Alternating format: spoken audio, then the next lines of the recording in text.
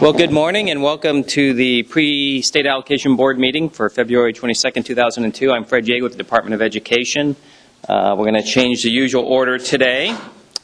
So I'll go first, and then we're hoping that the new state architect, Chet Wyndham, will be here after my presentation, then OPSC will wrap it up. Okay. Just a couple things I wanted to talk about today, and safe routes to school. The state funding for the safe routes to school, $45 million is available. March 30th deadline, so in about a month. This is a program that's been very useful in helping to complete sidewalk segments, traffic calming and the like around school sites or on the path to school sites. To improve pedestrian safety. You need to apply in collaboration with your local city or county, the jurisdiction that's in charge of the streets. So take a look at those web pages. Now there's also the federal Safe Routes to School program, and the funding on that is a little bit uncertain, or a lot uncertain at this time. So stay tuned for that. So again, look for March 30th, 2012 for those applications. Another uncertain thing is transitional kindergarten. Been some talk about it. You see last year Senate bill changed the education code and started ratcheting back the start date for kindergartners from December 2nd to November 2nd this upcoming school year, and all the way back to September 2nd in 2014-15. Now, transitional kindergarten is seen as the first part of a two-year kindergarten program. There will be a separate curriculum, modified, age appropriate for kids who will be younger, and the intent is that it will have the same facility implications as a standard kindergarten. And we do have on our webpage a frequently asked question, not on the department's webpage, about how to accommodate transitional kindergarten, because for a smaller school, you may only have 3 or 4 kids that are in transitional kindergarten. How do you handle that? You have a separate class for 3 or 4 kids. For larger schools and districts, that may not be as much of a concern because you'll have a larger number of kids to deal with. So the law will allow each district to uniquely respond to that. You can see here this will be the same facility requirements for a standard kindergarten. Now, other districts, as they look at this transition, you can go all the way back to September, those first dates, at one time. You can phase it in over 3 years, 2 years, 1 year. So each district may respond uniquely as to how they ratchet back that date. Now, of course, that may not matter because it may not survive the budget process, but it is something that you need to start taking into account as to how your district will respond to that. And another unknown is how will these kids who will be reported as kindergartners affect your eligibility projection? Because you're going to have at least till the 4 years smooths out a bump in the numbers, and how will that work out? Okay. Dr. Autry is the person in the Department of Education who is heading up our programmatic implementation. You can see the frequently asked question webpage there. So take a look at that. Right. Been talking over the last several months about the pipelines, and wanted to give you an update on that. This is a picture we've seen before of San Bruno with a crater at the bottom of the hill on the turn and a charred tree. So what if that tree was on a school site? You can see the regulations we talked about in the codes about for new school sites. If there's a pipeline within 1,500 feet, you have to do an analysis, looking at a risk analysis for that pipeline. And there are some other education code sections and some parallel public resource code section that says a school site cannot have a pipeline on it, except for the pipeline that serves the site. And we've seen a couple examples where the State Allocation Board has abandoned sites where there's been a pipeline directly on the campus.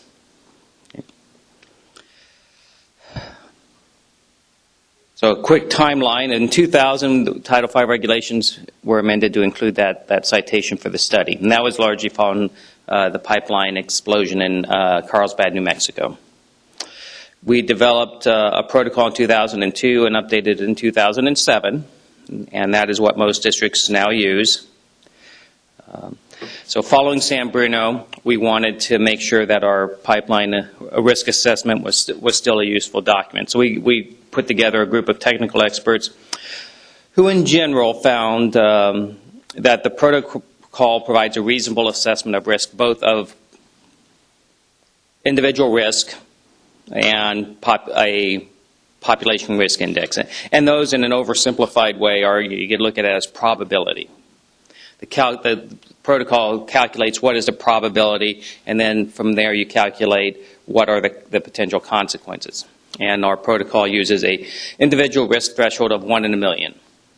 Okay?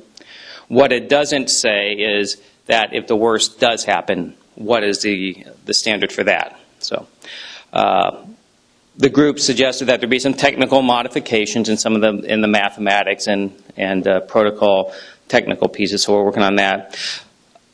But the biggest thing in their work with districts is, what does that information mean? The protocol is a good, useful tool for assessing the risk, but what does it mean to the decision makers? What does 1 in a million mean? So they felt that districts and boards needed greater understanding of what to do with this information now that it was calculated. Okay. So we brought together the group of the decision-making board members and the usual associations. And we talked about pipelines and other factors that boards need to consider. If you move away from a pipeline, do you move closer to the freeway? Is that worse or better? So those are the arena that the boards have to make these decisions. And they also felt there could be some assistance in how you message these things. How do you consider a school site that may have all these hazards? How do you present that to the public and say, yes, we've analyzed all these things. There are no options. So how do we present that to the public? Okay. One of the things is, what does 1 in a million mean? How can a board and the lay public put that in context? So here's some information from the National Safety Council. As your odds of dying every year, some of them are pretty depressing, you have a 1 in a 1,600 chance of dying from an injury this year. So for motor vehicle accidents, 1 in 6,000. You get on down the line, we have for an earthquake, 1 in 25 million about. Yeah. So the Field Act's helping out in there. Lightning strike, we hear a lot of that, 1 in 6 million. So take that in the context of what does 1 in a million mean from a pipeline. Okay. Now,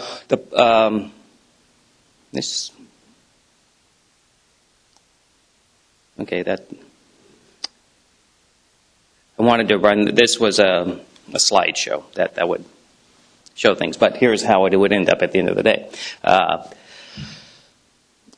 This is the population risk index. So, okay, it passes this 1 in a million threshold. How do you explain to the public what would happen if the worst does happen? And we have this school site here, and a 24-inch, 700 PSI natural gas line running down on the bottom. And that's about what San Bruno was, I believe. What the population risk index will tell you that regardless of the probability, here's what you can expect on the site. A mathematical calculation. So if this pipeline does explode and the worst does happen, you could expect in that red zone 12 fatalities. Moving back, you would expect 8 and down to 0. Now, there are things that the decision makers can have. Some faced with that diagram will say, we're out of here. We're going somewhere else. Others may say, well, we can adjust the boundaries. We'll make it where the 8 fatalities are, and we'll put some design mitigations in. We'll put the building mass there to absorb the shock of the explosion. And that should reduce that number down. They may also say we're going to adopt mitigation such as there will be no digging during school hours. The backhoe is the most common cause of a pipeline incident. Coordination with your fire department. Make sure they know the pipeline's there. And include in your school emergency plan, like your fire drills. So you have pipeline evacuation drills. In that example, you would want to evacuate to the back of the campus. Are there shelters in place? You could also work with the pipeline provider to put sensors on that there is a leak. A setback. You could work with the provider on reducing the pressure there. Ventilation shutoffs. Sometimes the gas can get pulled into your ventilation system, then pulled into a building where it's contained. So that's sort of the process we're working through on our pipeline protocol with the decision makers and on the technical side of things as to making sure that the protocol provides good information and that decision makers know what to do with it, how to present it to the public, how to understand what it does mean. So those are the next steps. We're working on continuing the messaging, some sample resolutions for boards to adopt, so the public is aware of all these examples. And I see that with perfect timing that Chet Wyndham is arrived, and the new state architect for the past month? 7 weeks. Yeah. Time flies in state service, as we say. So he'll be there. Coming around this way. And there's the mouse, and you can just... I don't have a slideshow, so... Oh, makes it easy. You to show your slides. Sure. Okay. Do better. Great. Thank you. Good morning. My name is Chet Whittam. I'm the new state architect, as I said, for 7 weeks. And it's a pleasure to be here and introduce myself to you. For those of you that don't know me, I come from the private sector, where I was the founder of a firm, WWCOT, which grew from a single practitioner up to 185 persons before I retired 3 years ago. And the firm has subsequently been merged into DLR, which is a national firm as well. The last 15 years or so of practice, I specialized in K through 12, community college, and university work. So I bring a perspective of an architect who worked with DSA, worked with the state on a large variety of projects. During that time, I also served for the profession as the president of the California Council of the American Institute of Architects and as the national president of the American Institute of Architects, as well as serving on a number of commissions in the city of Los Angeles, where I come from and where I still live. I was elected to the 6th District, the Elected Charter Reform Commission, which was a commission that lasted for 2 years to redesign and rewrite the Constitution for the city of Los Angeles, and I served as the vice chair. So I bring a variety of perspectives in that manner. When I left my firm and I retired from the firm, our biggest client, Los Angeles Community College District, asked me to come on board and serve as the senior architectural advisor. So I began to see a whole different perspective, the perspective of districts, how the client's really working from their perspective.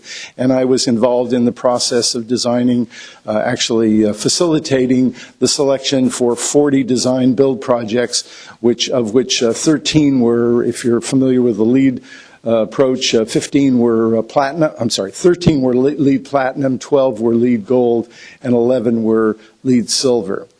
When I left that area of my career, actually parallel to that area of my career, the Los Angeles Unified School District, I was appointed to serve on the Bond Oversight Committee. So I saw still another perspective, the perspective of looking for transparency, for accountability, for a $26 billion construction fund that was set up through bonds through the Los Angeles Unified School District. So I bring a whole series of perspectives. Now, as the state architect, I'm looking towards how do we streamline, clean up, change, move the division of the state architect into the 21st century. There's major changes occurring in our industry, both from a design standpoint, where we're using a whole set of new tools, the most important of which is called BIM, or Building Information Modeling. It's actually an opportunity to design buildings virtually, actually build them virtually before you build them on a permanent basis. It's changing the way architects and engineers are working, and DSA is going to have to respond to that whole approach. And it's a marvelous approach. It'll give us much better quality downstream, but it's going to take some time to implement. At the same time, our telecommunications process and our communications, as in all industries, is changing rapidly and forcing us to make decisions in a whole different way. And parallel to that, the construction industry itself is changing pretty dramatically. Processes, systems, building systems, equipment, materials are changing rapidly, and part of my challenge is to help DSA move up to understanding, excuse me, a better understanding of this equipment, a better understanding of the processes in the future, and make sure that they're integrated with the regulatory process that we're involved with. And then finally, a really important issue is that the entire design and construction industry is changing in terms of the contractual relationships. We have historically, in the last 100 years or so, designed a building, went out to bid, and built the building. We are now going towards areas such as design build, where there is a single entity which is designing and building the project. We're using other forms such as multiple prime, that is multiple contractors working on a project, and it's changing the way we allocate our resources, it's changing the way we work on projects, and if we don't move quickly, we're going to be left behind. So my goals in the next period of time is to move us forward. I'm also looking to change a culture that has been developed over the years, so focused on the design, bid, build approach, and I've got a lot of challenges ahead of me. That's about all there I can say, but I'm open to any questions. If you have any questions, I look forward to working closely with all of the other agencies that are involved in the design and construction field. The governor, when I was appointed, asked me to do two things. One, come back in a very short period of time with a real plan on how we were going to meet the challenges that I just outlined. And the second was, he looked at me and he said, I want you to make sure that we start focusing on designing great buildings. Because, and he pointed at me and he says, they're going to forget about you. And then he pointed at himself and he said, they're going to forget about me. But those buildings are going to be there for the next 50 years and they're not going to forget about those. So our goal is to really increase the quality of our buildings so that they in fact can become a great platform for education and they can meet the needs for this next century. Open any questions. If you have any issues that you'd like me to address, I'd be happy to do that. Great. Nobody has any questions. That's terrific. Thank you so much.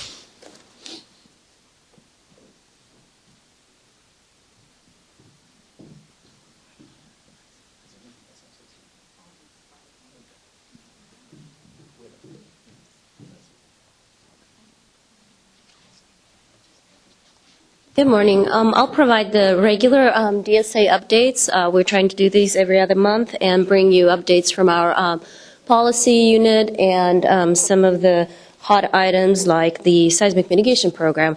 This is a brief update as of February 15th on the activity in the Seismic Mitigation Program.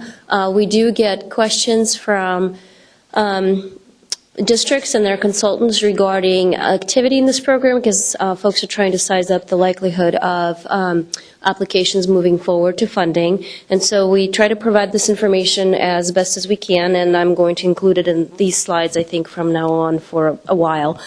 So what we have as of February 15th is we have 118 buildings submitted for Phase 1 review, which is where we verify eligibility, and they are from 14 school districts. So you can see that a single school district typically submits multiple applications. We issued 84 concurrence letters, and the rest of them have either been returned with comments and need corrections, or they were incomplete submittals. I also got a question regarding buildings that were deemed eligible under the previous version of the seismic regulations, and we do have 21 buildings on that list, and these buildings are still eligible, and a few of them are proceeding forward with review of the design of the rehabilitation design. So we do have some activity there as well. The Phase 2, and these do refer to our Procedure 0803 that we developed back in August and September of last year, and we separated the process into phases to ease the application process and make it more structured and clear.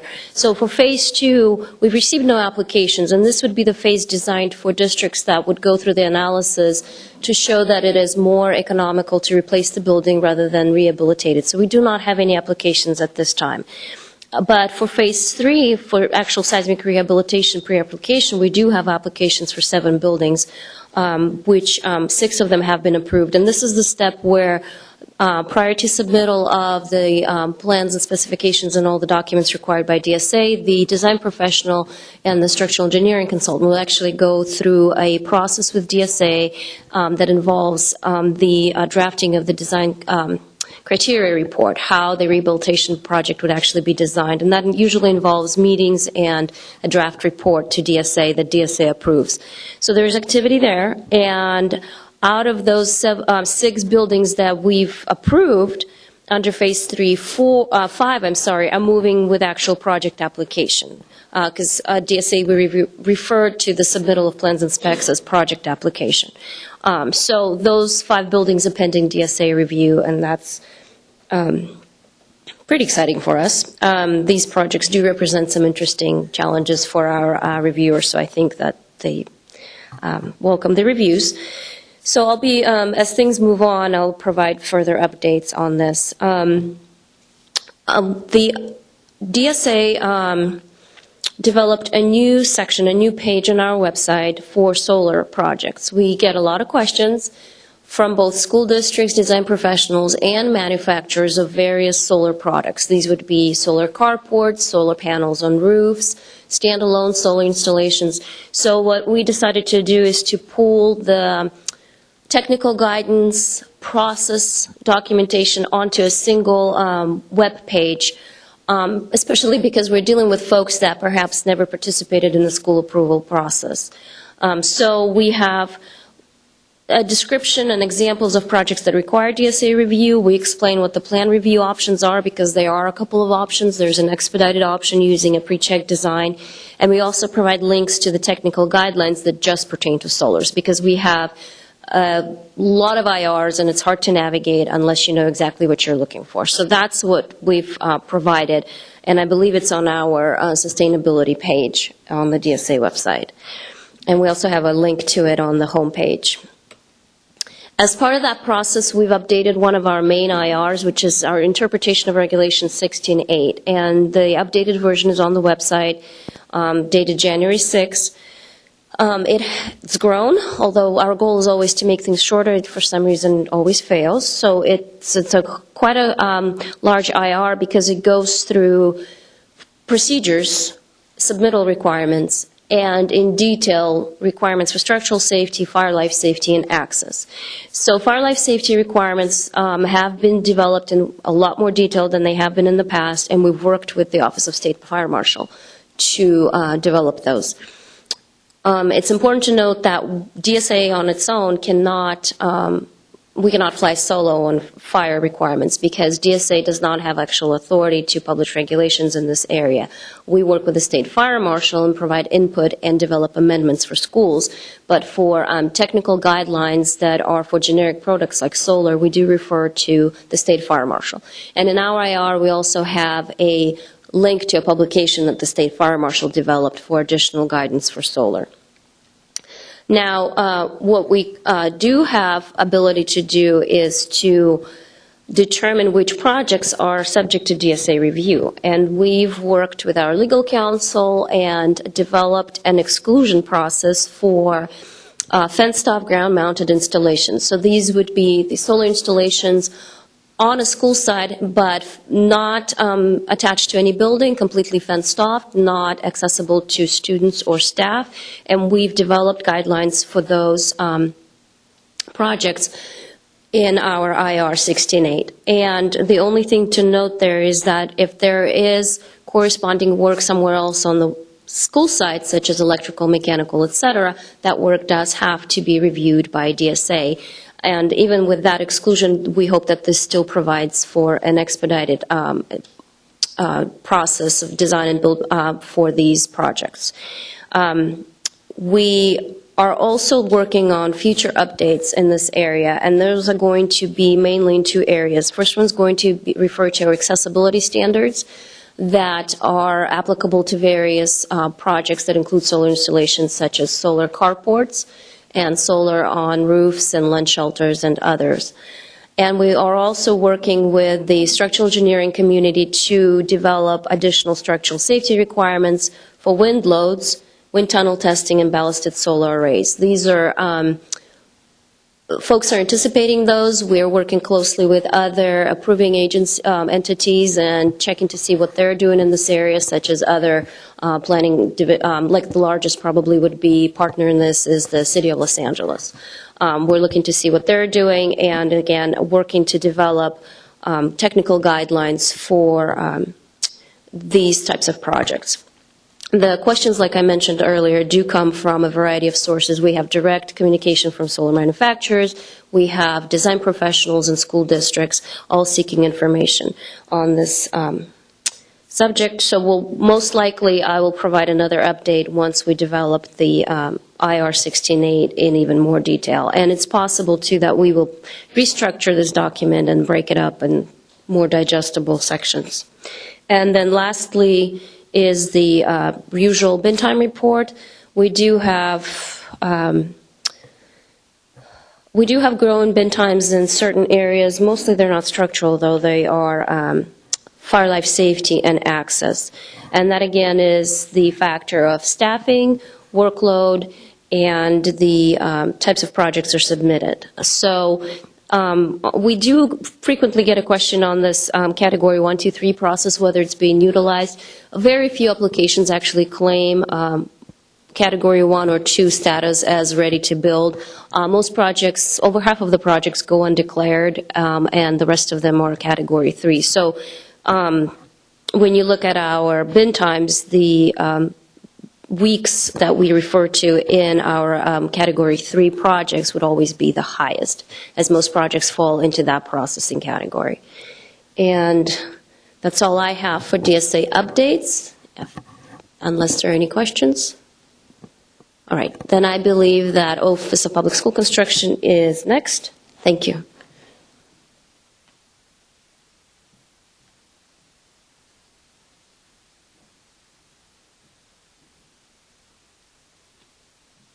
Good morning. I'm Sue Reese, one of the operations managers in fiscal services. And I wanted to bring to your attention today that the board meeting has been moved from the Department of Education back to the state capitol. It is room 447, and the meeting will be at 4 o'clock today. So please make that note. And the slide before you shows the remaining funds available. We did have about $431.6 million in fund release between this last month from January to February. Most of those are the priorities of funding. Please ensure that you adhere to that and have your requests in before the end of the month so that we can ensure timely processing for funds that are available.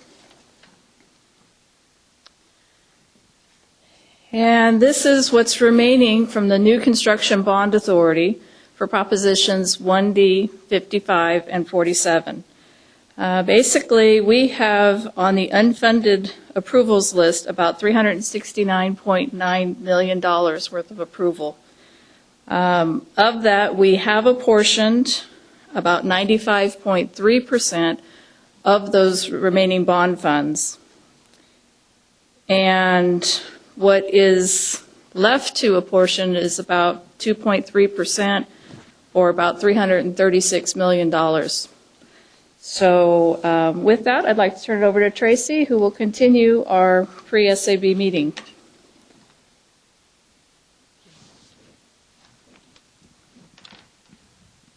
Oops. Good morning. I'm Tracy Sharp with the Office of Public School Construction, and I'm just going to give you a couple of highlights on 3 agenda items that I think are very important that will be going before the board today. The first is the options for execution of the 2012 grant amounts. Now, this item was presented last month to the board. The board was presented some options for how to apply the 2012 CCI. The board asked staff to come back with some information about how the past CCIs were applied in cases where there was some sort of unfunded list. An unfunded list when potentially there was a lack of cash or bond authority. There's cases where both have occurred in the past. So the purpose of today's item, as I said, is to bring that information back to the board, and hopefully that'll help them make a decision as to how they would like to apply the 2012 grant amounts to the unfunded list. Do they want to apply it to none of the list, some of the list, or all of the list? So that's the first one.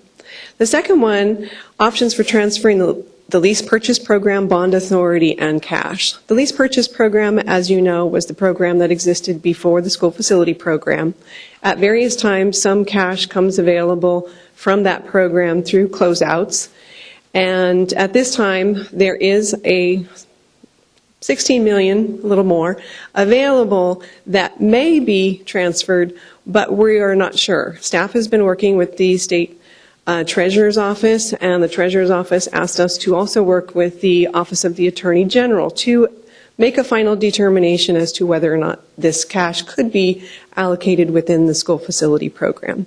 And this item today gives the board a status of where we're at with those determinations.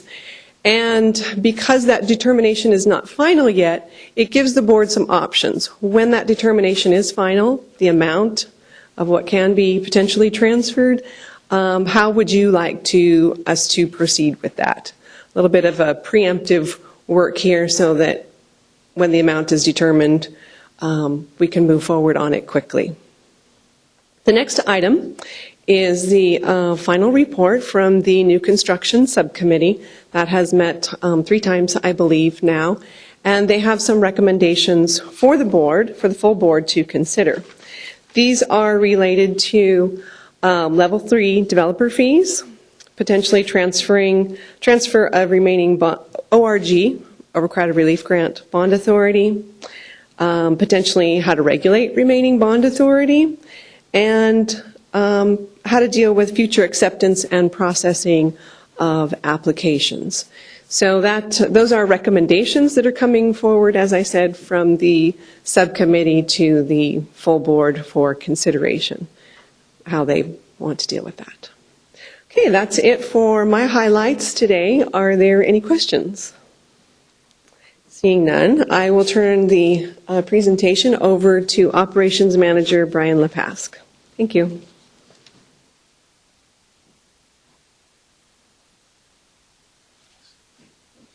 Good morning. This morning I have a quick workshop type of a presentation about the plan verification team and a few things about how we do our plan reviews and how that process works. Who is the PVT? PVT, you probably hear that term a lot, stands for Plan Verification Team. And they basically are a team that are charged with doing the site development portion of the review when you have a funding application that comes to OPSC. So they look at all the site work, the grading, excavation, utility hookups, all those different things. Our day-to-day goals in PVT are a couple things. Number one, we like to get the best result possible for the applicant. We take a look at what fits into our criteria, what's in the cost estimate, what fits into our regulations. We compare that with the Sailor book and the Sailor costs for the different things that are requested in the site development worksheet. So we're really looking to make sure that you're getting everything that you're entitled to. And then our second goal is also to make sure that all the things that you are requesting are within our authority and within our regulatory authority to provide those grants to you.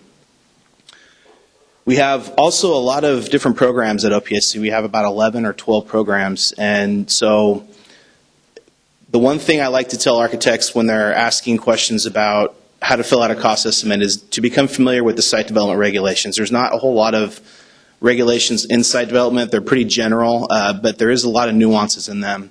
And so I think it's really important to become very familiar with them. It's going to make sure that you get the best result possible, and also make sure that when you submit your request that you're asking for all the things that you're eligible for and not missing some of the things that you might miss otherwise if you weren't as familiar with the regulations.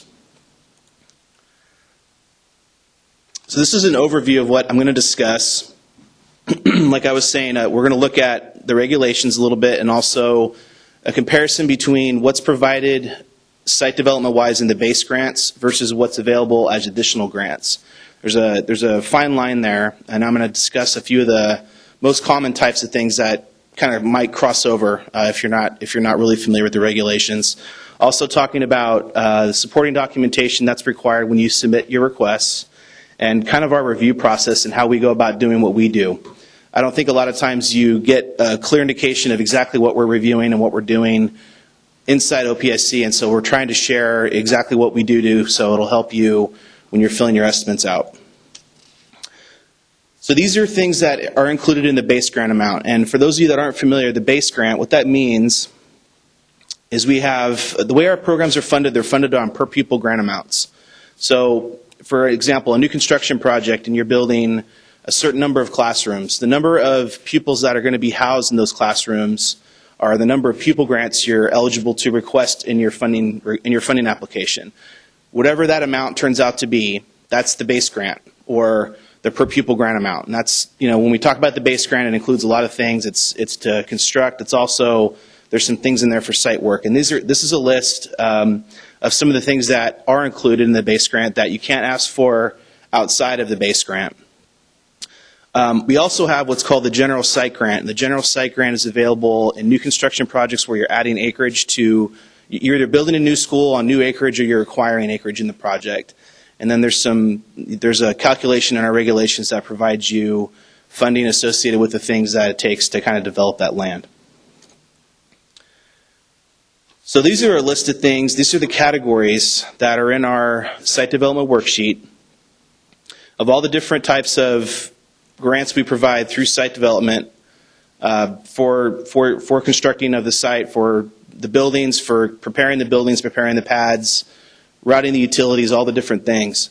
You'll notice at the bottom of each of these categories, and I think on the previous slide, if I go back, you can see that over on the left side there, we don't have specific grants related to architects and design fees and things like that, but we do provide, as part of the worksheet, there's an 8% increaser in the site development worksheet that will provide you funding to use associated for fees, things like that. So we do fund fees, just not specific amounts. And then you can see all the different categories that we offer here too. There's about 26 categories, I believe, of different things you can request. And within each category, we ask you for a unit cost breakdown. Occasionally, and I'll get into this a little bit later, but occasionally the sailor books will bundle certain components in the project. If you have a lot of electrical or different things, they'll bundle those up, and that's available to use too, but typically we like a unit cost and line item breakdown. So what supporting documents do you need to submit? As with any project that comes to OPSC, we need DSA approved plans and specifications. That's a basic tenet of our program. That's always been the case.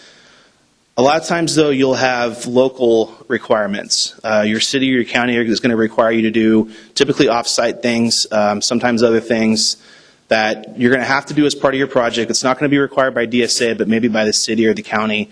When you do have those requirements, we ask you to just submit the documentation needed so that we can verify that it's mandated to you. And we can typically work with you to get those costs approved, but we do need verification that it's a requirement. Also, we look at geotechnical and soil reports for when you're doing grading and excavating that, there's maybe toxins in the soil and things like that we need to look at. And so we would ask you to submit those as well so we can do our verification as far as that goes. Some more supporting documents. And this first bullet's really important. And just kind of as an aside, the Sailor Company, I don't know if many of you are aware, was recently sold to the Sierra West Group. They are back in operation. It's still called Sailor. And they have a 2012 book, Sailor Book of Costs available now. It's on www.sailor.com. And that is the book that we use to verify all the costs that you request in your site development worksheet requests. So it's good to become familiar with the Sailor book. That is what we look at. It's a very intricate book. There's a lot of different pieces and parts to it. And one of the main things we ask is that when you do submit your request, that you be as specific as you can, and you put in as much information in those requests as you possibly can. If you can use the CSI numbers, which are provided in Sailor, it'll help us because when you're requesting costs for certain components of your project, there might be a few different areas in the Sailor cost index that provide unit cost amounts related to those types of things. And so it's helpful for us if you identify where in the book you got them. These CSI numbers will be very helpful as far as that goes. Also, if you can provide things like plan page numbers or any other kind of explanations and details about your request, it's very helpful to us because a lot of times I think when we have discrepancies, it's because we don't have all the information maybe that we could have, or some of the other nuances of the things you're doing that'll help us do our review. And also, it's not just for us; it's so that the application can be funded in a more efficient manner. There'll be less discrepancies, less back and forth about specific line items. So, that's really one of the things I wanted to stress today is that, the more information you can provide to us, the better.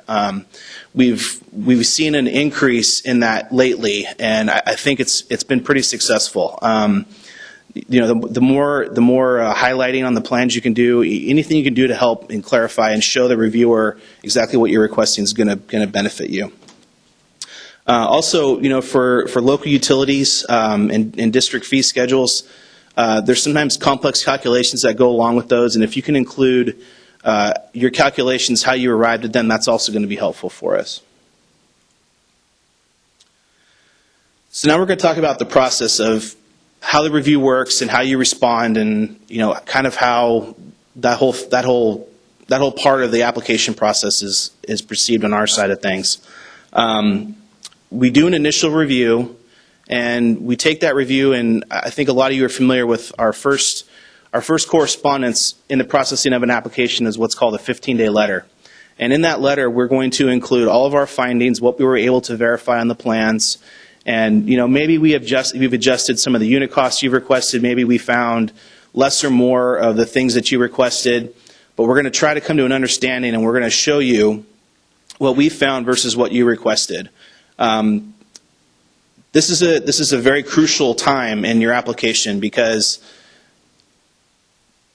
this is when you're really going to be able to obtain all the costs that you feel you're eligible for, and really take the time to clarify with our plan reviewers what exactly you're requesting if they're unable to locate it in the plans, or if they don't think it matches the regulations or things like that. So I highly encourage that you contact them. Face-to-face meetings are very good. We offer pre-meetings as well. So if you want to come in and meet with our guys before you submit your application, that's also something that's available to you. We have done that in many cases. It's just that in my experience, when we do have big discrepancies, it seems that almost all the time when we get together face-to-face in the same room, or even over the phone with the plans open, you have your OPSC plan reviewer looking at plans, and you have your architect looking at plans at the same time. It almost always resolves the problems that we have. I've seen it a lot of times happen where there's these huge discrepancies, and we get in the same room, we start really getting into the plans, and all the problems are solved. So I definitely encourage you to do that.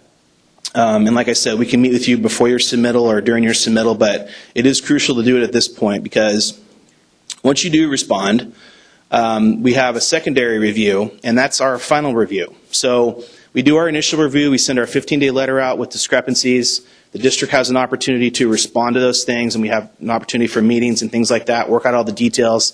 And then we have our final review, and we send those out on our 4-day letter. And at that point, it's kind of a point where this is our final review, this is what we found. If you agree, that's great. Submit your 5004 revised site development request amounts, and we'll move forward. The other option you'd have is to, maybe there's additional documentation that you weren't able to submit with the application, or things that have come up in the meantime that you didn't know about before. You're always able to withdraw your application, kind of retool your cost estimate in your worksheet, and then resubmit it with that additional documentation. So that's also an option for you. And then this is kind of what I've been talking about is communication. I talked about pre-submittal meetings. I talked about the meetings happening during the 15-day letter period. I really wanted to stress that today. That's crucial. I think that our staff is available to you for questions, for help. They'll walk you through the process. They'll walk you through the regulations. Please utilize that. I think it's essential. And they can help you get an understanding of what's in our regulations too, and that's also an essential piece. So this here is a snippet out of the Sailor book. And earlier I was talking about all the different things you can include in your requests that will help us, that will help clarify, and also get your application through quicker. And these are a lot of the things. I mean, it's all right here for you. You can see some of the areas we pointed out here. There's those identification numbers, the unit of measure, the material costs, all the different things that are on this, that are in the Sailor books. The more you can include in your estimates, the better. And so here is what the template that we offer on our website. This is where you put your requests, and this is where you want to put all that detailed information. This is just kind of a quick shot of what it looks like. I think a lot of you that have submitted projects are familiar with these. It is available on our website, and this is the format that we use to do our reviews, and this is the format you're going to see our responses to you. They're going to come in this format, so you want to become familiar with it. It's populated with all the different most common categories of things that are requested, and it is available on our website for your use. This is just another slide kind of recapping what each section does. We have 3 distinct sections in our site development regulations. There's service site, which are for things developing the site within the property lines. We have off-site, and then those are the things that are kind of around the border of the school, the streets, the curbs, the gutters, the sidewalks, things like that. And then we also have utility service hookups. These are the contacts for the PVT team. Richard Sheffield is the PVT supervisor, and this is my contact information as well. So if you have questions about the program, please let us know. We'll be happy to help. We'll get you to the right person if we're unable to help you. Please utilize that. Is there any questions? Okay. Next up is Janice Schaefer and Aaron Cuneen. They're going to discuss the charter program. Thank you.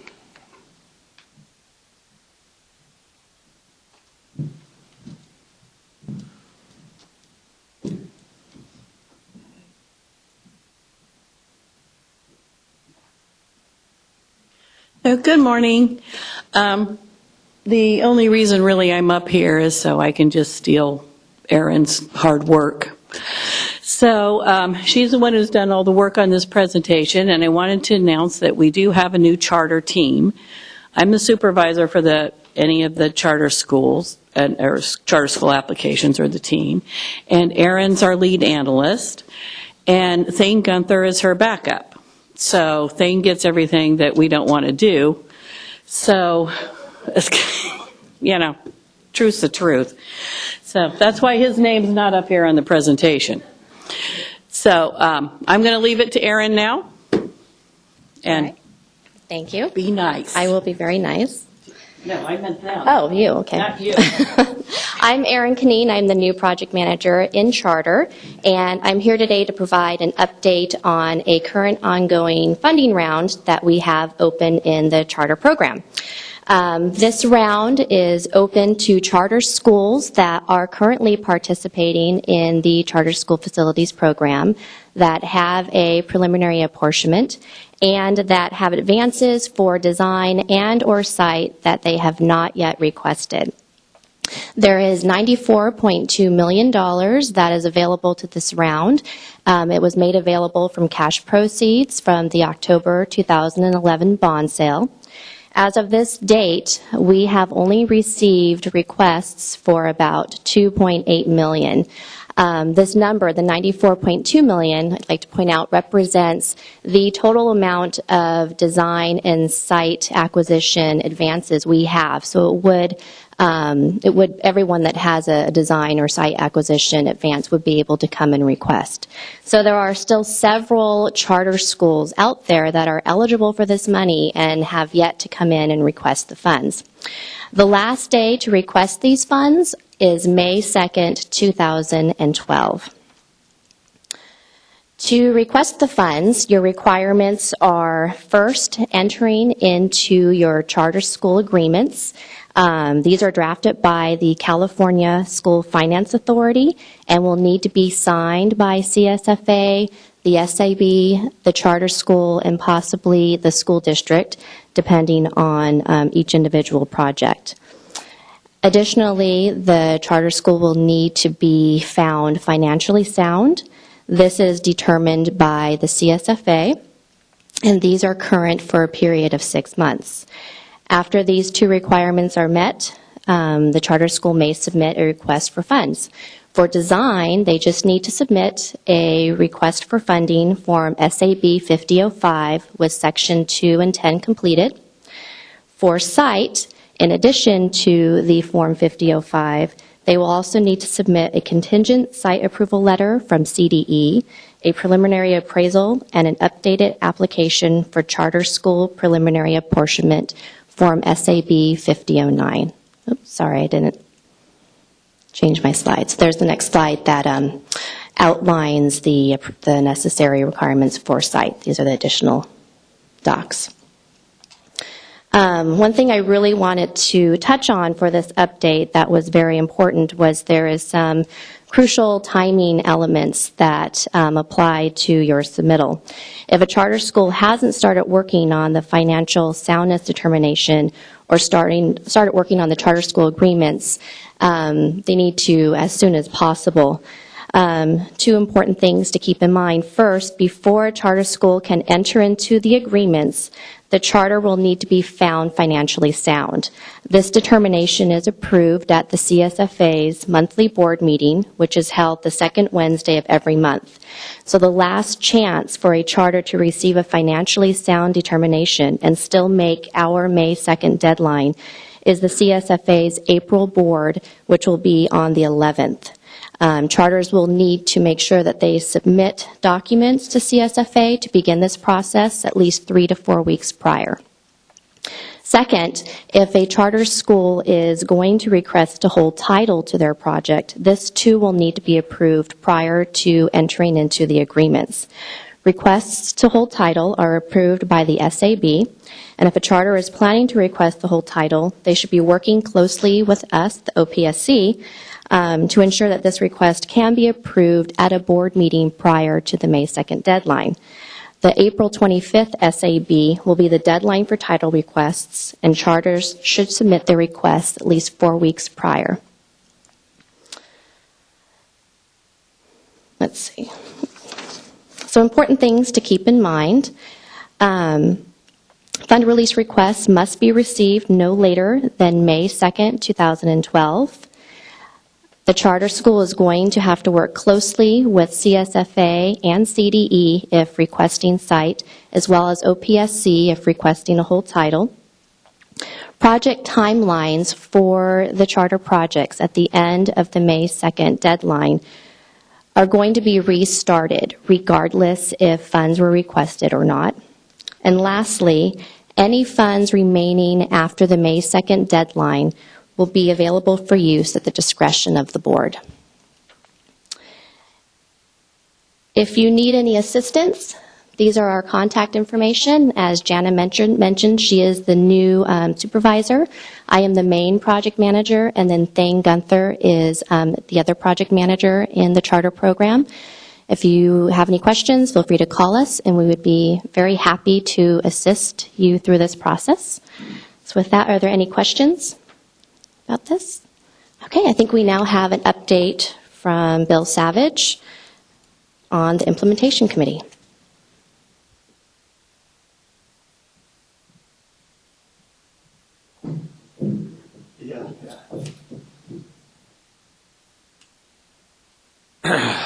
So I guess I'm standing between you guys. I'm the last thing standing between you guys and the rest of your days. But that means I'll make it very brief. Bill Savage, Assistant Executive Officer for the State Allocation Board. I want to just share with you the activities of the Implementation Committee, and want to recognize the staff for the IMP Committee, especially Brian Odell and his team, who actually do all the work, and we just sit up there and look really good. So thank you to the OPSC staff and their team for the really high quality of work. Implementation Committee is one of the best ways that outside stakeholders have of participating and influencing regulatory change and elements of the school facilities program, and it's an important venue for us to hear what the concerns of the stakeholder community are. And obviously the purest example of the use of the IMP Committee is for preparing new regulations for legislation that has passed. And we're working on one bill, SB 128 Lowenthal, continued discussions on that at the last meeting for high performance grants. And as everyone is aware, I think there's been an email blast that's gone out to districts. We have allowed, because the law took effect, the statute was in effect, there were no changes required to regulation because it referenced the Ed Code. And so OPSC is now accepting applications for new construction high-performance components with modernization applications, best example being photovoltaic systems. So you can put a photovoltaic system, use your modernization grants, and apply for that and be funded. So the next part of 128 is actually the harder part, which is how to adapt career technical education facilities grants to high performance program to that also unique program. And so we're working on that, and Brian and his team and are doing that. There's a number of different ways that you could do it. The issue is, fundamental issue is that the high performance grants are applied now as a percentage increase to the base grant under the main programs. However, CTE projects are cost estimate based projects, and so there's not a way that you can actually apply the percentage increases that you get under HPI straight across to CTE projects. So the team is looking into it. We're looking at a number of different options that you can see on the screen for how to do that, and we'll be taking some of them back to the IMP Committee at our next meeting in March. And one of the other pieces that we looked at as part of this effort was that we do, as a state, want to have better reporting data regarding renewable energy systems that are installed using state funds. It helps with our overall meeting our goals and tracking our movement toward our goals of renewable energy systems and offsetting greenhouse gases in the state of California. And so we are anticipating an addition to the project information worksheet that would track any projects that use state funds that install renewable energy systems, whether they're new construction, renovation, whatever the program is under. We are going to fold those into our discussions of the project information worksheet, and that is foreshadowing my next slide, I hope. Yes. Okay. So project information worksheet. I went to the Jana Schaefer School of Public Speaking, I'm trying, I haven't graduated yet, but I'm trying to get there. She's my hero. PIW is a reporting tool that is used by our program, and we've heard over the years since PIW, Project Information Worksheet, has been implemented that it has a lot of problems, that it's difficult to fill out, that it's time consuming, that the questions can't be answered, etc. The board also heard those concerns, and the board referred to the Implementation Committee, PIW, and specifically asked that we look at ways to make to streamline the form, make it easier to fill out, to change the number of submittals required. Just as an example, there's 3 submittals potentially required right now. There's an initial submittal with the 5005, there's a 1-year submittal, and there's an end submittal. We know from a data standpoint that the final submittal of all cost information on a project is probably the most accurate, right? Yes, we know that. However, the time difference between start of a project and the end of a project, as our audit teams know, is 4, 5, 6 years.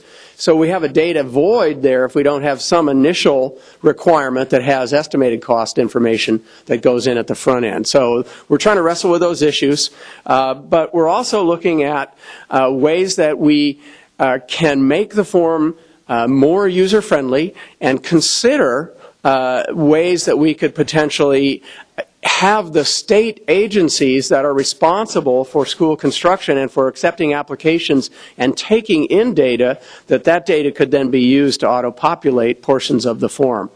So the best part about the presentation at the M Committee was that staff did an online fill out of the form, if you will, live demonstration in front of the IMP committee, and it was very effective because, to be honest with you, I think most of the IMP committee members didn't really have a clue about filling out a PIW. And so it took everybody through the process. We looked at the question boxes, went through the whole thing, and we also took the whole committee to the links that are available on our website where all of the filled out PIWs reside. And one of the things that we saw when we got there was that there's a long and tortuous path through the internet to get to that link, and so we want to set up a shortcut somewhere. So who's the tech guy here? Where's Nate is in the back, so I'm sure he'll get us a shortcut very soon. So we're compiling our input from the team. As you can see, I got ahead of myself. But we received extensive feedback. We went through the document line by excruciating line. I mean, we literally took each line and said, okay, what are we asking? How can we ask? Can you answer the question? That was a fundamental. There were a couple of questions that actually, I hate to say it, but couldn't be answered in the form that exists right now, or that were extremely difficult but well-intentioned. How's that? So we received about 7 written comments in terms of letters and emails. We're incorporating those. Staff is compiling all of that for presentation at the next meeting, and we're preparing preliminary options for the committee. And as long as I have you here, and before you get back to your daily work, I do want to say that I think the PIW does represent a way for us as a state to have and develop a much better database of our schools, of our facilities, and what it costs to build them, and all of the things that go in them. I think we face a very difficult future if we can't compile and maintain an accurate database of our school facilities in California. And I think this will give all the agencies an opportunity, CDE, DSA, OPSC, to get together and look at what kinds of information are coming in already and how those could auto-populate portions of the PIW. Best example being the high-performance section of the PIW, which DSA now gives us a form, the HP1, which has some of the basic information and can certainly be expanded slightly. It has already the percent over Title 24. It has the number of points. It could list the areas, water conservation, low VOC materials, whatever. And then that could be sent directly over and interface seamlessly with our database here at OPSC and auto-populate the PIW. So we're looking for big picture, I think, ways that we can make this a document that is filled out in many areas by existing state agency information, and districts would then provide cost information. But I do want to, in fairness to the staff who is not up there working on supercomputers all day to accomplish this, I do want to say that we anticipate incremental steps towards changing the PIW. I think that's our next meeting is March 9th, 2012. And that's it. Thank you so much. Anybody have a question, comment? Nate, who wants to sign off? Let's have Mr. LePass come up and deliver the finals. Thanks. If there's no other questions, this will conclude our presentation today. Is there any questions before we are finished? Not seeing any. Thank you very much. We'll see you next month.